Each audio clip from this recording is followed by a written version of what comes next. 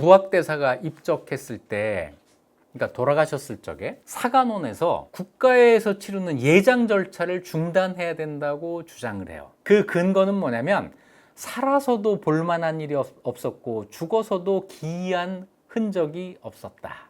뭐 기적 같은 일이 벌어지고 이런 게 없었다는 거예요. 그러면서 여기 이건 근거 없는 인신공격인데 사관원에서 무학대사에 대해서 천예 출신이다라는 말을 해요. 이 출신이 전민이라는 말을 한 건데 이거는 이때 처음 나오는 이야기예요. 그런데 언제나 살아있을 때 안 나오던 이야기가 죽어서 나오면 그거는 무시해도 되는 거죠. 죽은 사람이 반격할 기회가 없는데 일방적으로 하는 공격을 우리가 그대로 받아들이면 이거는 불공정한 거잖아요.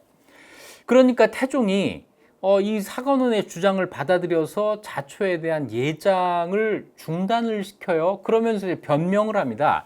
지금까지 이렇게 예장을 추진한 것은 내 뜻이 아니라 상황, 그러니까 내 형 정종의 뜻이었다. 이렇게 변명을 해요. 이러니까 사관원에서 이제 더 고무돼 가지고 부도를 헐어버리고 해고를 흩어버립시오. 이런 아주 극단적인 요구까지 합니다. 여기에 대해서는 태종이 답을 하지 않지만 장례 절차가 지연된 것은 어쩔 수가 없어서 입적한 지 5년 뒤에야 묘엄존자라고 하는 시호가 내려지고 변계량에게 그 비문을 짓게 하고 이러면서 부도가 제대로 서게 됩니다.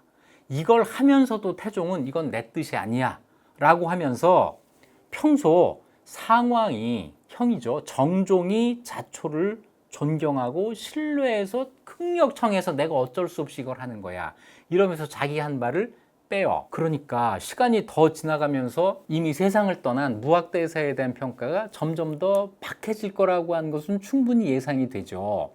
1414년에 태종이 신하들하고 대화를 하는데 이런 말을 합니다. 불교는 그 내력이 오래된 거라서 나는 그걸 헐뜯을 생각도 없고 칭찬할 생각도 없다. 그래서 그 도를 다한 사람, 득도한 사람이면 나는 마땅히 존경하고 섬길 것인데 지난날의 그 자초, 무학대사는 사람들이 다 숭상했지만 끝내 득도한 징험이 없었다. 이 같은 무리를 나는 노상의 행인처럼 본다. 이렇게 무학을 확 깎아내려요. 만약 지공이라면 내가 어찌 존경해서 섬기지 않을 수 있겠는가 이렇게 얘기를 하니까 신하들이 전부 옳습니다 라면서 맞장구를 쳤다는 거예요. 그 다음에 태종이 또 신하들과 무학에 대해서 이야기를 합니다. 우리나라에 지공과 나옹 이후로는 내가 보고 아는 바로는 한 사람의 승려도 도에 정통한 사람이 없다. 지공, 나옹까지는 내가 인정하는데 그 다음은 아니라는 거예요. 그 다음이 누구죠? 무학이에요. 그러니까 신하들이 또 옳습니다라고 또 맞장구를 치는데 여기서는 뭐냐면 무학이 지공, 나옹의 계승자라는 사실마저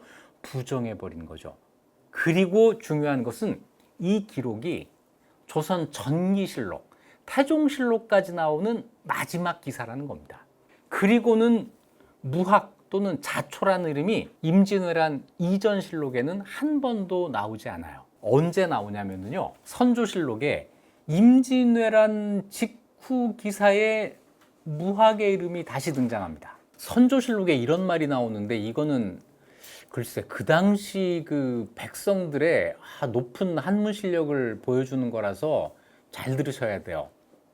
한문으로 뭔가 그 뜻풀이를 하는 거거든요. 이렇게 되어 있습니다. 국초에 승려 무학이 지은 도참기라는 책이 있는데 그 책에서 국가의 역대일을 말했다는 거예요. 언제 무슨 일이 있었고 언제 무슨 일이 있었고 이런 말을 쭉 하는데 임진년, 임진왜란이 일어난 1592년에는 이렇게 써요. 악용운근 담공월영 유무하처거 무유하철에 이런 말이 있었다는 거예요. 이 말이 한 1588년 이 무렵부터 세상에 나왔는데 이게 아무도 그 뜻을 몰랐다. 그러다가 외부가 갑자기 들이닥치자 임진왜란이 일어난 거예요.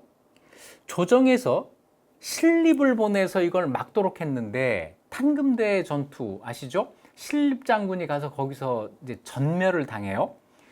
신립이 충주에서 패전하고 전군이 월락탄이라고 하는 곳에서 몰살을 당했다.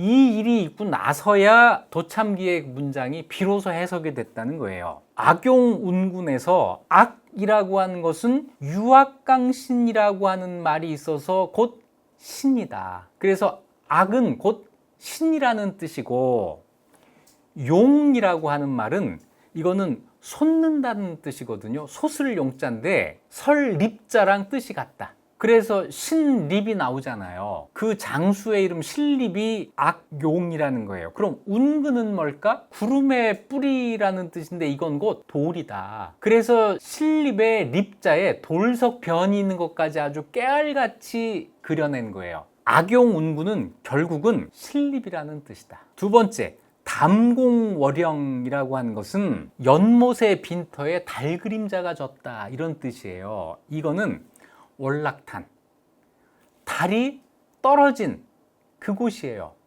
전군이 몰살당한 월락탄을 담공월령이라고 표시한 것이다. 그래서 신립 월락탄, 신립의 군대가 월락탄에서 전멸됐다. 이게 이 말이라는 거죠. 그 다음에 유무하처거 무유하철에는 도성안의 백성들이 어디론가 가고 어디선가 왜구가 입성한다는 말이다. 이거 너무 이렇게 억지로 끼워 맞춘 것 같지 않아요? 어쨌건 이런 말이 도는 이유는 임진왜란의 충격 때문이죠. 임진왜란의 충격을 받은 그 당시 조선의 백성들이 옛날 무학대사가 이런 말을 했어라고 하는 말을 만들어내기 시작한 거죠. 이러면서 무학이 소환이 된 겁니다. 200년의 공백을 깨고 소환된 거예요. 이러면서 이제 이 조정에 대한 각종 불만, 비판, 이런 것들이 조선 초의 승려였던 무학을 통해서 분출이 되기 시작하는 겁니다. 자, 조선 초의 이 무학의 역할과는 전혀 다르게 조선 후기에 부활한 무학은 민심을 대변하는 사람의 역할을 하게 돼요. 그러면서 민간에서는 이 무학의 위상이 점점 더 높아져서 신승이라고 불리게 됩니다. 자, 신승, 정말 신 같은 스님, 이런 뜻이에요. 이러면서 조선 초에 무학이 살았을 때는 없던 이야기들이 이때부터 나오기 시작해요. 현종 때의 일입니다. 태조의 능, 건원능은 우리 태조대왕과 신승 무학이 같이 잡은 자리입니다. 무학이 지금 건원능 자리를 잡았다는 이야기, 이거 이때 처음 나오는 거고요. 남소문은 무학이 창건한 문입니다. 남소문, 도성의 4대 문 가운데 남소문이 무학이 창건한 말이라는 것도 여기에 나오고, 또 영조 때 가서 이런 말도 나옵니다. 와우산, 저기 그 홍익대학교에 있는 그 와우산, 이 와우산은 속담에 전해오기를 태조께서 도읍을 정하실 때 무학이 내룡, 이 산줄기를 따라 이곳에 와서 여기는 하늘이 만든 부국, 부자가 될 터이다 라고 말을 했다는 거예요. 그래서 여기에 창고를 지었다. 살아있을 때 없던 이야기가 죽고 난 뒤 300년, 400년이 되어서 다시 나온 거예요.